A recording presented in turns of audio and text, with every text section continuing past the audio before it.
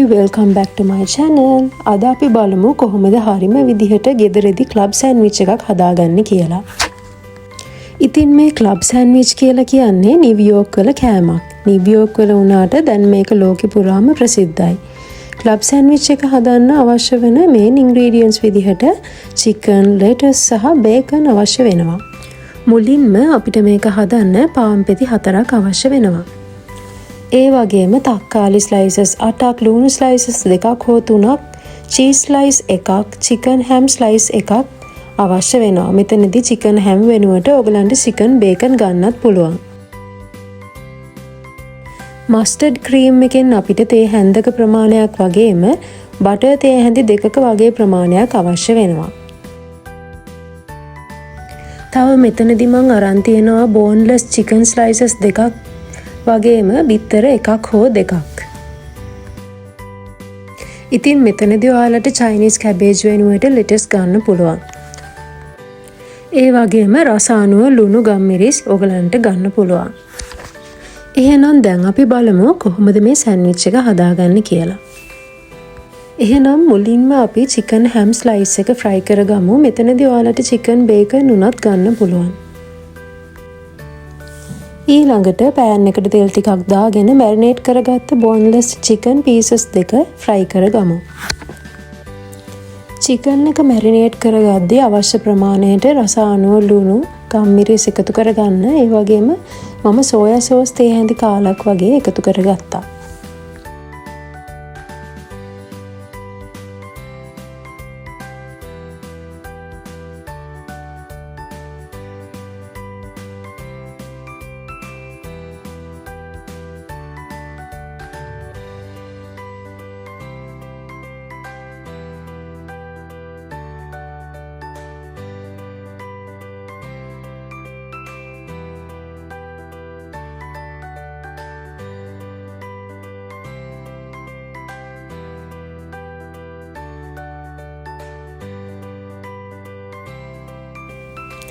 ඊට පස්සේ ඒ ටික මේ වගේ ප්ලේට් එකකට දාගන්න. ඊළඟට ඔයාලට පුළුවන් බිත්තර ෆ්‍රයි කරගන්න. මෙතනදී ඔයාලට බිත්තර 1ක් හෝ 2ක් ගන්න පුළුවන්.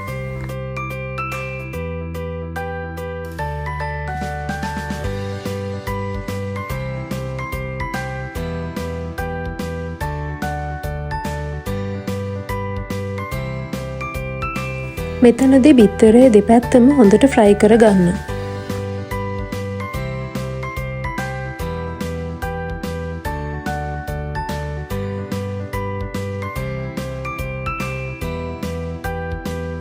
ඊළඟට අපි ගත්ත පාන් පෙති 4 ටෝස්ට් කරගන්න.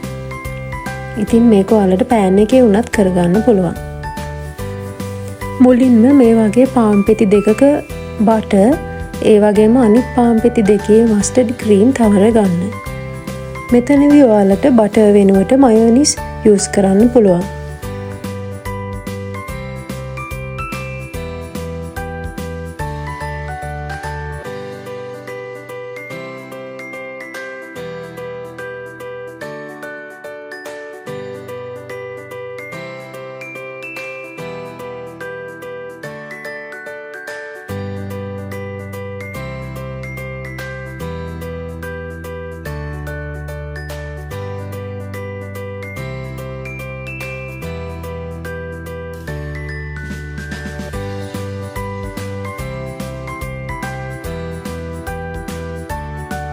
ඉතින් මම දැන් මේ පෙන්වන විදිහට ඔයාලට මේ සෑන්ඩ්විච් එක හදාගන්න පුළුවන්.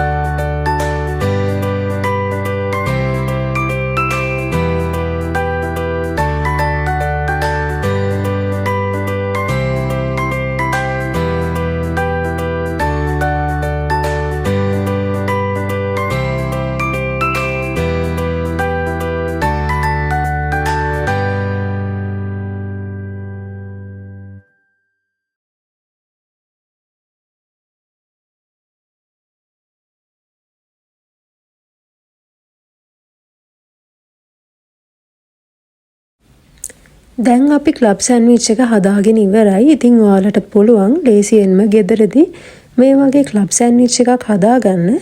එහෙනම් ගෙදරදී හදලා අනිවාර්යෙන්ම වීඩියෝ එක පහලින් කමෙන්ට් එකක් දාගෙන යන්න. තවත් මේ වගේ අලුත් රෙසිපි එකකින් අපි ආයෙත් හමු වෙමු.